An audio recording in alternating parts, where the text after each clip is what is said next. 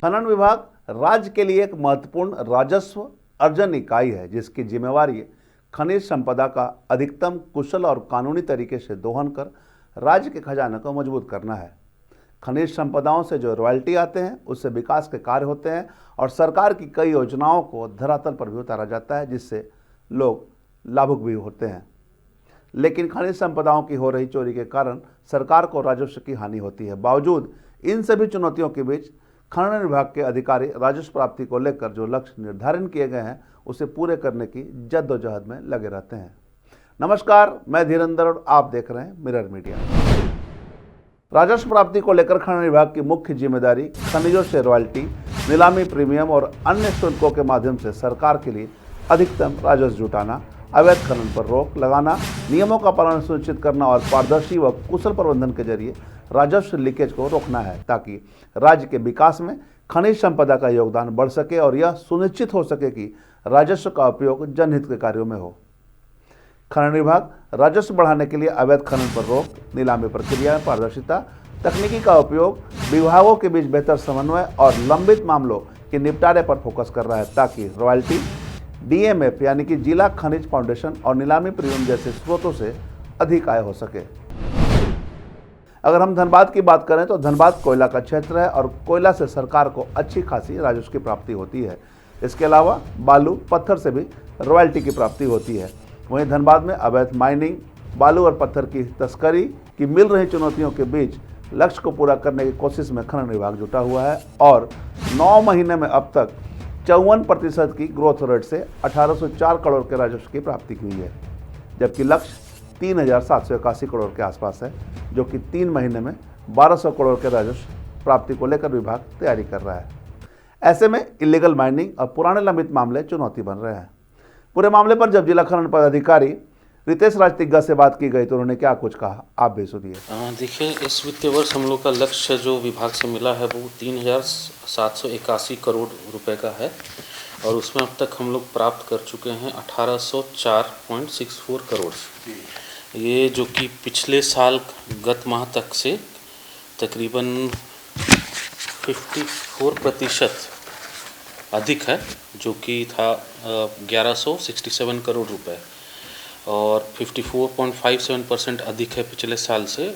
और अगर देखा जाए फिगर में तो 637 करोड़ अधिक है। सर, तो चूंकि अब 2 महीना 3 महीना शेष बचे हैं, तो ऐसे में क्या होगा, लक्ष्य प्राप्ति हो पाएगी? हाँ, अभी रिसेंटली जैसे हम लोगों ने मीटिंग किया था सभी कोल कंपनियों से, तो सभी कोल कंपनियों अपने तरफ से भी इंश्योर कर रही हैं कि जो डिस्पैच में बरसात में जो डिस्पैच हैम्पर हुआ है उसको मेकअप करने का प्रयास वो लोग कर रहे हैं। रिसेंटली परसों CMD साहब खुद भी एरियाज़ का विज़िट कर रहे हैं और डिस्पैच को इंश्योर करने का कोशिश कर रहे हैं और हम लोग भी अपने स्तर से जो परमिट की जो स्वीकृति है उसको हम लोग सीमलेस करने का कोशिश कर रहे हैं।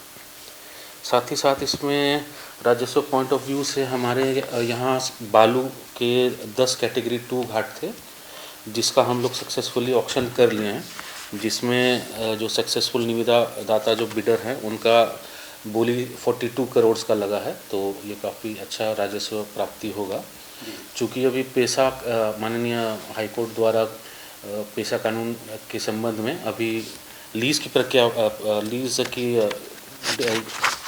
प्रक्रिया पर अभी रोक लगाई गई है, तो अभी ये बालू घाट पूर्ण रूप से संचालन नहीं है। लेकिन हमें स्टेट टास्क फोर्स की बैठक में भी आश्वासन दिया गया था राज्य स्तरीय सीनियर ऑफिसर से कि उस पर हम लोग स्टे लेने का प्रयास कर रहे हैं। कब तक उम्मीद है सर इसका संचालन होने का? देखिए, चूँकि ये मामला न्यायालय में पेंडिंग है, तो इस पे तो कोई टाइमलाइन हमारे द्वारा नहीं दिया सकता है, लेकिन अगर हमें वो स्टे मिल जाता है तो हम लोग 25 से 30 दिन में वो संचालन रेडी हो जाएगा। जो निविदा दाता थे या जो कर्ता संयोजक है, हाँ, उनको जो मिला हुआ है उसके बाद ही वो उठाव कर सकते हैं? हाँ, उनको अभी LOI मिला है, निर्देश है कि उनको एनवायरमेंट क्लियरेंस लाना है, देन माइन प्लान समर्पित करना है कार्यालय में, देन ओनली वो लोग अपना लीज डीड जो होता है, जो लीज का क्रियान्वयन जो होता है कर पाएंगे। उस क्रियान्वयन के उपरांत ही जब पोल्यूशन बोर्ड CTO CT देगी तभी वो ऑपरेट कर सकते हैं। अच्छा, चूंकि मेनली बीसीसीएल इलाका है अधिकांश जगह पे, आपका रेवेन्यू भी बीसीसीएल इलाकों से आता है, तो कई ऐसे लंबित मामले बीसीसीएल के पास रह जाते हैं जहाँ पर रेवेन्यू आपको टाइम पर नहीं मिल पाता है, वो मामले कितने हैं? देखिए, ऐसे सेपरेट रखें तो बहुत सारे वास्ट कोल में जो डिफरेंशियल रॉयल्टी का डिमांड्स है, उसमें करीबन 200 करोड़ का डिमांड है। उसमें हमें इस साल 72 करोड़ का पेमेंट भी मिला है और वो सर्टिफिकेट केसेस का प्रोसीडिंग्स में चल रहे हैं। उसके अतिरिक्त एक बड़ा चंक है 18,304 करोड़ का, जिसमें अभी हमें विभागीय निर्देश मिला है कि MMDR एक्ट में अभी शक्तियाँ प्रदत्त की गई हैं हमें सरकार की तरफ से। उसके आलोक में हम लोगों ने सुनवाई चल रही है और अंतिम सुनवाई 22 तारीख को है और इसमें लगभग 18,000 करोड़ का राशि सन्निहित है और हम लोग इसको प्रयास करेंगे। ये मामला है, आपका ऑर्डर आया था कॉमन कॉज में 2017 में।